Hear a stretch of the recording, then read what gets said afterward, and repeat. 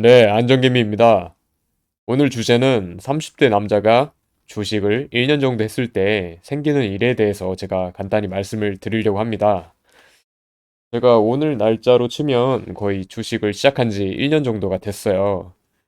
제가 그전까지 사실 주식에 대해서 잘 아는 분야도 아니었고 되게 그냥 어렴풋이 아는 분야였습니다. 네, 제가 어쩌다 보니 주식을 시작을 하게 됐는데 그 과정 속에서 제가 뭐 굉장히 많이 느꼈겠죠. 1년이나 됐으니까. 네, 주식을 제가 본격적으로 공부를 한 건 약 한 8개월 정도 됐을 것 같아요.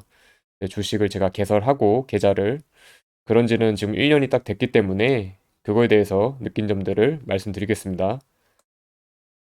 자, 이렇게 5가지를 제가 준비를 했는데 바로 말씀을 드릴게요. 일단 제가 주식을 경험하면서 우리나라 시장이 굉장히 난이도가 높다, 무척이나 높다, 이런 사실을 많이 느꼈습니다. 일단 허위 뉴스도 굉장히 많고요. 이거에 대해서 제재가 굉장히 약하기 때문에 아직까지도 뭐 허위 뉴스로 주가를 팍 튀어놓고 그대로 팔아먹는 그런 차례가 굉장히 아직도 많이 보이고 있다.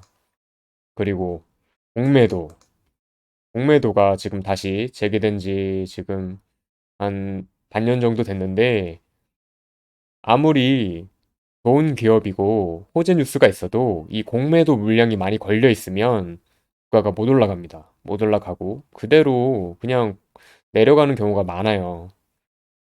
또 그런 세력들은 그런 큰 메이저 그룹들은 그걸로 인해서 또 큰 이익을 챙기고 다시 주가를 올리고 또 허위 뉴스를 퍼뜨려서 또 주가를 급락시키고 또 공매도로 수익을 올리고 이걸 지금 굉장히 많이 반복을 하는 모습. 이런 거에서 사실 되게 많이 부당하다. 이런 걸 많이 느꼈고요.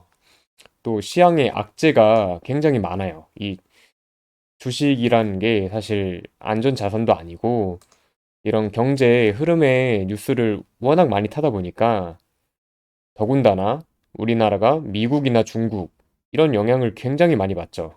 이런 나라에 대해서 쉽게 말해서 뭐 중국 이번에 헝다도 다시 문제가 헝다 그룹이 디폴트 관련돼서 지금 이슈가 다시 커지고 있어서 그거에 대해서도 우리나라 증시가 항상 영향을 받고 또 미국도 지금 뭐 디폴트 혹은 아니면 뭐 테이퍼링 그런 인플레이션 이런 이제 세계적인 시황에 대해서 이런 큰 나라들이 영향을 받으면 우리나라는 더 크게 받습니다. 거의 한 종목으로 따지면 미국이 대장주다. 중국이 뭐 2, 3등주 되면 우리나라는 한 4등주 그 정도 가까이 되는 것 같아요. 그래서 이런 큰 나라들이 기침 한번 하면 우리나라는 더 휘청거리는 그런 일들을 제가 휴식한 지 길지도 않지만 많이 겪었습니다. 이번에도 뭐 러시아랑 우크라이나랑 또 전쟁 문제가 불거지면서 그거에 대해서 또 악재도 지금 같이 가져가는 느낌이고요. 그래서 이런 지금 뭐 허위뉴스 공매도 시장 악재 이런 게 더 우리나라에 끼다 보니까 굉장히 변동성도 크고 이제 저평가 기업들도 많죠. 뭐 북한에 따라서 북한 때문에 이제 우리나라가 저평가되는 것도 있고요. 어쨌든 간에 난이도가 무척이나 높습니다. 그러니까 미국 시장은 되게 우상향을 쉽게 하는 반면에 우리나라는 막 이렇게 굴곡이 많다. 자, 그런 점이 있고 2번. 일단 제가 1년 정도 공부를 했지만 그 이후에 조금씩 흐름이 느껴지더라고요. 그래서 한 3년 정도를 해야 좀 주식시장을 좀 많이 그나마 알지 않을까 이런 생각이 듭니다. 지금에서야 제가 조금씩 이제 주도주 돈이 어디로 흘러가는지 이런 이슈가 이런 뉴스 호재 악재가 주가에 어떻게 반영되는지 이런 시장의 글로벌 악재가 어떻게 시장에 우리나라 시장에 반영이 되고 그걸 어떤 식으로 리스크를 줄여가야 될지 그런 식으로 제가 좀 몸소 조금씩 느껴가는 것 같아요. 근데 그걸 제가 몸소 느낀다고 해서 무조건 다 피해갈 수도 없을 뿐더러 그 흐름에 익숙해지려면 한 2, 3년은 최소 지나야 그걸 조금 제가 능숙하게 대처를 할 수 있지 않을까 이런 생각이 듭니다. 그리고 주식으로 깡통 차는 게 진짜 한순간인 것 같아요. 저도 이제 몇 번 위험한 적도 있었고, 지금 쉽게 말해서 저도 손실 중인데, 그 부분에서 사실 딱 멈추고 딱 브레이크를 하는 게 정말 쉽지 않습니다. 그러니까 이 모자란 자기 실력을 그냥 받아들이고, 내가 지금 실력이 부족하니까 이거 더 큰 금액으로 해봤자 복구 못한다. 이런 거를 깨닫고 그냥 소액으로 바로 연습을 지속적으로 하든지 멈춰야 돼요. 그렇지 않으면 이거 계속 돈 벌었다가 돈 다 까먹고 더 마이너스로 갔다가 더 큰 금액으로 다시 복구하려고 했다가 깡통 차고 더 큰 금액으로 마이너스 되고 이거 반복을 하는 것 같습니다. 그래서 이 주식으로 정말 하루 이틀 잘한다고 될 문제도 아니고 끝없이 정말 검증을 해야 된다. 네, 그런 검증 과정이 정말 이 자기와의 싸움이다. 이 검증 과정에서 아까 앞에 말씀드린 듯이 얼마나 이 욕망들이 많겠어요.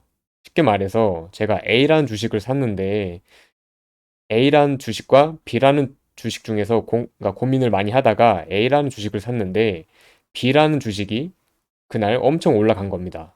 그러면 제가 속으로 둘 중에 되게 고민하다가 A를 선택을 했는데 그 한순간의 찰나의 선택이 정말 뭐 A 주식은 마이너스 막 몇 프로 내려가고 B 주식은 막 10% 20% 올라갔다고 생각을 해보세요.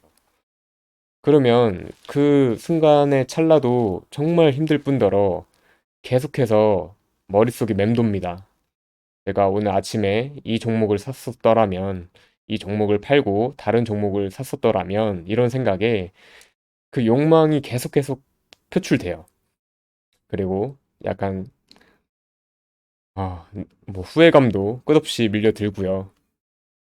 그런 과정에서 자기가 매매 습관을, 잘못된 습관을 하나씩 고쳐나가야 돼요. 발견하고, 고쳐보고, 또 새로운 방법을 연구를 해보고, 그걸 또 다시 적용해보고, 또 그 과정에서 안 좋은 방법 같으면 그 방법을 다시 삭제해보고, 이게 계속 반복이 돼야 됩니다. 그래서 그 시간이 이런 이제 흐름이 보이는데도 한 뭐 1년, 3년이 걸릴 수 있지만, 이 매매 습관, 자기가 좋은 루틴을 만들려고 하는 게 정말 쉽지 않아요. 그 과정에서 계속 자기랑 싸워야 되고요. 그래서 이런 말을 제가 썼고, 마지막은 이게 사실 굉장히 외로운 것 같아요. 그러니까 주식이 뭐 누굴 만나서 하지도 않고, 뭐 그러신 분들도 있을 수 있겠지만, 저 같은 경우에는 이제 방에 혼자 컴퓨터 켜고 매일 차트 켜놓고 뉴스 보고 그날 차트 흐름 보고 새로운 종목 또 아니면 기존의 종목 어떻게 흘러갔는지 찾아보고 또 누가 샀는지 어떤 이슈가 있어서 올라갔는지 내려갔는지 그냥 끝없이 모니터 바라보고 그냥 혼자서 그냥 계속 하는 거예요. 그러니까 이 위에 것들을 그러니까 자기와의 싸움 플러스 누구랑 같이 하는 것도 아니고 그냥 혼자서 고민하고 그거 했다가 고민했다가 시도했는데 또 막 마이너스로 보면 혼자서 괴로워하다가 또 뭐 A란 주식을 샀는데 B란 주식이 올라가 버리면 후회를 또 했다가 그런 감정의 소용돌이 안에서 굉장히 외롭다. 외롭고 이거 그러니까 저는 사실 뭐 제가 가족한테 얘기를 안 하다 보니까 주변 뭐 친구들도 몇몇만 얘기를 했어요. 그러니까 뭐 주식에 대해서 얘기할 사람도 잘 없고 이게 좀 굉장히 다른 분들도 공감을 하시지 않을까 이런 생각이 들어서 저거 뭐 이런 얘기를 좀 나눠보고 싶었습니다. 그래서 이 얘기를 한 이유가 제가 그냥 말씀을 좀 드려보고 싶었어요. 이 주식을 지금 시작하시는 분들에 대해서 이런 얘기를 먼저 좀 접근을 해보실 수 있다면 그래도 좀 주식하는 데 도움이 되지 않을까.